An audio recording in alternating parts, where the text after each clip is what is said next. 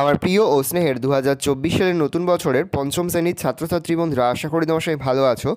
আজ আমরা যে বিষয়টি নিয়ে আলোচনা করব, পঞ্চম শ্রেণীর সেকেন্ড সামেটিভ অর্থাৎ দ্বিতীয় পর্যায়ক্রমিক মূল্যায়নের আমাদের পরিবেশের সিলেবাস, প্রশ্নকাঠামো এবং নমুনা প্রশ্নপত্র নিয়ে। প্রথমে তোমরা সিলেবাসটা দেখে নাও কী কী বিষয় তোমাদের সেকেন্ড সামেটিভ অর্থাৎ দ্বিতীয় পর্যায়ক্রমিক মূল্যায়নে থাকবে। দ্বিতীয় পর্যায়ক্রমিক মূল্যায়নের ক্ষেত্রে ফুল মার্কস থাকবে তোমাদের 20 আর সময় তোমায় থাকবে 40 মিনিট। তোমায় থাকবে পশ্চিমবঙ্গের সাধারণ পরিচিতি, পরিবেশ ও সম্পদ, পরিবেশ ও উৎপাদন, এই বিষয়গুলো তোমাদের কিন্তু সেকেন্ড সামেটিভ অর্থাৎ দ্বিতীয় পর্যায়ক্রমিক মূল্যায়নে থাকবে। ভালো করে তোমরা সিলেবাসটা দেখে নাও। এবার আমরা নমুনা প্রশ্নপত্রটা দেখে নাও। স্ক্রিনে কিন্তু আমরা পঞ্চম শ্রেণীর সেকেন্ড সামেটিভ অর্থাৎ দ্বিতীয় পর্যায়ক্রমিক মূল্যায়নের আমাদের পরিবেশের কোশ্চেন পেপারটা দেখতে পাচ্ছ। ফুল মার্কস তোমাদের রয়েছে 20 আর সময় তোমাদের রয়েছে 40 মিনিট। একের দাগে রয়েছে সঠিক উত্তরে নির্বাচন করে লেখো যে কোনো চারটি প্রতিপ্রশ্নে, মানে 1 করে 1 × 4 = 4। প্রথম, সুন্দরবন অঞ্চলের একটি নদী হলো মাতলা, মহানন্দা, তিস্তা। উত্তর হবে মাতলা। পরের প্রশ্ন, এক শৃঙ্গ গন্ডার দেখা যায় মালদায়, জলদাপাড়ায়, ঝাড়গ্রামে। উত্তর হবে জলদাপাড়ায়। পরের প্রশ্ন, গান্ধীবুড়ি নামে পরিচিত কল্পনা দত্ত, মাতঙ্গিনী হাজরা, প্রীতিলতা বেদ্যদার। উত্তর হবে মাতঙ্গিনী হাজরা। প্রশ্ন, বেলে মাটি, দোআঁশ মাটি, এঁটেল মাটিতে বালি ও কাদার ভাগ সমান থাকে। উত্তর লিখবে দোআঁশ মাটি। প্রশ্ন, স্বাধীন ভারতের প্রথম প্রধানমন্ত্রী হলেন আম্বেদকর, জওহরলাল নেহেরু, রাধাকৃষ্ণন। উত্তর হবে জওহরলাল নেহেরু। তাহলে স্বাধীন ভারতের প্রথম প্রধানমন্ত্রী হলেন জওহরলাল নেহেরু। প্রশ্ন, কোথাকার মাটির পুতুল বিখ্যাত? আসানসোল, কৃষ্ণনগর না মেদিনীপুর? উত্তর হবে কৃষ্ণনগর। 2 দাগে রয়েছে শূন্যস্থান পূরণ করো যে কোনো চারটি প্রতিপ্রশ্নে, মানে 1 করে 1 × 4 = 4। প্রথম, পশ্চিমবঙ্গের সবচেয়ে বড় উঁচু পর্বতশৃঙ্গ হলো ড্যাশ। উত্তর লিখবে সান্দাকফু। পরের প্রশ্ন, আজাদ হিন্দ ফৌজ গঠন করেন ড্যাশ। উত্তর লিখবে সুভাষচন্দ্র বসু। পরের প্রশ্ন, উত্তরবঙ্গের একটি নদী হলো ড্যাশ। উত্তর লিখবে ভাগীরথী। পরের প্রশ্ন, বঙ্গভঙ্গ ড্যাশ সালে হয়েছিল? উত্তর লিখবে 1905 সালে। প্রশ্ন, মাস্টারদা নামে পরিচিত ড্যাশ। উত্তর লিখবে সূর্য সেন। প্রশ্ন, ড্যাশ একটি বিষাক্ত গ্যাস। উত্তর লিখবে কার্বন মনোক্সাইড।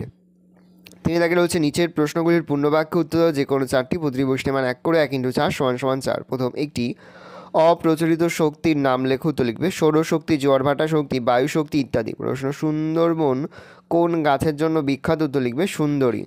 প্রশ্ন, জাতির জনক নামে পরিচিত? উত্তর লিখবে মহাত্মা গান্ধী। প্রশ্ন, ধান কাটা ও ঝাড়ার জন্য ব্যবহৃত আধুনিক যন্ত্রটির নাম কি? উত্তর লিখবে হারভেস্টার। প্রশ্ন, বাঁশের কেল্লা কে তৈরি করেছিল? উত্তর লিখবে তিতুমির। প্রশ্ন, আমার সোনার বাংলা আমি তোমায় ভালোবাসি, এই গানটি কে লিখেছিলেন? উত্তর লিখবে বিশ্বকবি রবীন্দ্রনাথ ঠাকুর লিখেছিলেন। 4 দাগে রয়েছে নিচের প্রশ্নগুলির সংক্ষিপ্ত উত্তর দাও যে কোনো চারটি প্রতিপ্রশ্নে, মান 2 করে 2 × 4 = 8। প্রথম, নিত্যবহ নদী কাকে? উত্তর লিখবে যেসব নদীতে সারা বছর জল থাকে এবং বয়ে যায় তাকে নিত্যবহ নদী বলে। দিনের বেলায় সূর্যের তাপে কিছুটা বরফ গলে জল হয়ে খাড়া পর্বত থেকে হুড়মুড় করে নিচে নেমে আসে, এভাবেই নিত্যবহ নদীর সৃষ্টি হয়। পর্বতের মাথায় বরফ জমে কেন? তো লিখবে পুকুর, নদী, সমুদ্রের জল বাষ্প হয়ে ওপরে উঠে যায়, উঁচুতে বাতাস ঠান্ডা, রাতে বেশি ঠান্ডা, তাই ওই বাষ্প জমে প্রথমে জল হয়, তারপর পর্বতের পাথরের ওপর বরফ হয়ে জমে যায়। পরে হচ্ছে নদীমাতৃক সভ্যতা কাকে বলে? তো লিখবে পুরনো যুগে নদীর ধারেই সভ্যতা গড়ে উঠত, নদীর থেকেই পাওয়া যেত পানীয় জল, সেচের জল, যানবাহনের সুবিধা ইত্যাদি।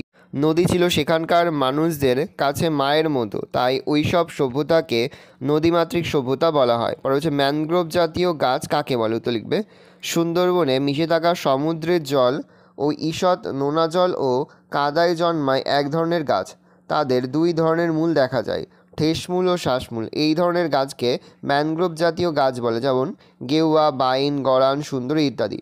তো সুন্দরবনের মানুষের জীবিকা কি? উত্তর লিখবে সুন্দরবনের মানুষেরা নানা রকম কাজ করেন, বেশিরভাগ মানুষই চাষ ও মধু সংগ্রহের কাজে নিযুক্ত। এছাড়া তারা নৌকা তৈরি করা ও চালানো, মাছ ও মিন ধরা, কাঁকড়া শিকার ইত্যাদি কাজেও যুক্ত আছেন। পরে যে তিতুমির কাদের বিরুদ্ধে ও কেন লড়াই করেছিল? তিতুমির ইংরেজ ও তাদের সঙ্গী দেশীয় জমিদার মহাজনদের অন্যায় জুলুমের বিরুদ্ধে প্রচণ্ড লড়াই করেছিলেন। এছাড়া তিনি নীলকরদের বিরুদ্ধেও খুব লড়েছিলেন। নীলকর সাহেবরা আমাদের ভালো উর্বর জমিতে নীল চাষ করতে বাধ্য করেছিল। মাটিতে একবার নীল চাষ করা হলে সেই মাটি অনুর্বর হয়ে যায়। পরে হচ্ছে রাসায়নিক সারের ক্ষতিকর প্রভাব কী? উত্তর লিখবে চাষি ভাইরা এখন জানেন যে শুধু রাসায়নিক সার দিলেই ভবিষ্যতে জমি থেকে ভালো ফসল পাওয়া যাবে না, বন্ধু পোকা আর থাকবে না, জমিও উর্বর হবে না, মৌমাছি রেশম পোকার মতো অর্থকারী পোকারা ধ্বংস হয়ে যাবে। পরে হচ্ছে কয়লার গুরুত্ব কী। কয়লা মানুষের খুবই দরকারি জিনিস। কয়লা থেকেই আমরা পাই ন্যাপথা, গন্ধক, অ্যামোনিয়া, আলকাত্রা, ন্যাপথলিন, জ্বালানি তেল, স্যাকারিন, ফেনল, বেনজল, ক্রিওজোট, টুলুইন ইত্যাদি। আর কয়লা পুড়িয়েই বিদ্যুৎ তৈরি হয়। এই কয়লা হলো প্রাকৃতিক সম্পদ। প্রকৃতির এই সম্পদকে ভিত্তি করে বহু শিল্প গড়ে উঠেছে। ভালো করে দেখে নাও, এই রয়েছে টোটাল তোমাদের সেকেন্ড সামেটিভ অর্থাৎ দ্বিতীয় পর্যায়ক্রমিক মূল্যায়নের পঞ্চম শ্রেণীর আমাদের পরিবেশের কোশ্চেন পেপার। ভালো তোমরা কোশ্চেন পেপারটা দেখে নাও। আশা করি ভিডিওটা ভালো লেগেছে। ভিডিওটা ভালো লাগলে ভিডিওকে লাইক করতে ভুলবে না। আর আমার চ্যানেল নতুন হাত লাল কালার সাবস্ক্রাইব প্রেস করে পাশে বেল আইকন প্রেস করে যখন নতুন কোনো ভিডিও আপলোড করি সবার ফার্স্ট নোটিফিকেশন তোমরা পেয়ে যাও। আর এই ভিডিওটি তোমার বন্ধু বান্ধবী আত্মীয় স্বজন সবার মধ্যে কিন্তু অনেক শেয়ার করে দাও যারা এবছর পঞ্চম শ্রেণীতে পড়ছে। আমরা কিন্তু ইতিমধ্যে পঞ্চম শ্রেণীর প্রতিটি বিষয়ের সিলেবাস, প্রশ্নকার এবং নমুনা প্রশ্নপত্র কিন্তু আপলোড করে দিয়েছি। তোমরা যদি এখনও পর্যন্ত সেই ভিডিওগুলো না দেখে থাকো, ভিডিওগুলো কিন্তু তাড়াতাড়ি দেখে নাও। তোমাদের সকলকে জানাই আগাম পরীক্ষার অনেক শুভেচ্ছা এবং অভিনন্দন। একেবারে ভিডিও শেষে স্ক্রিনে তোমরা একটা প্লেলিস্ট দেখতে পারবে, তারপরে ক্লিক করলেই সমস্ত ভিডিওগুলোই কিন্তু তোমরা পর পর দেখে নিতে পারবে। ভালো করে তোমরা কোশ্চেন পেপারটা দেখে নাও।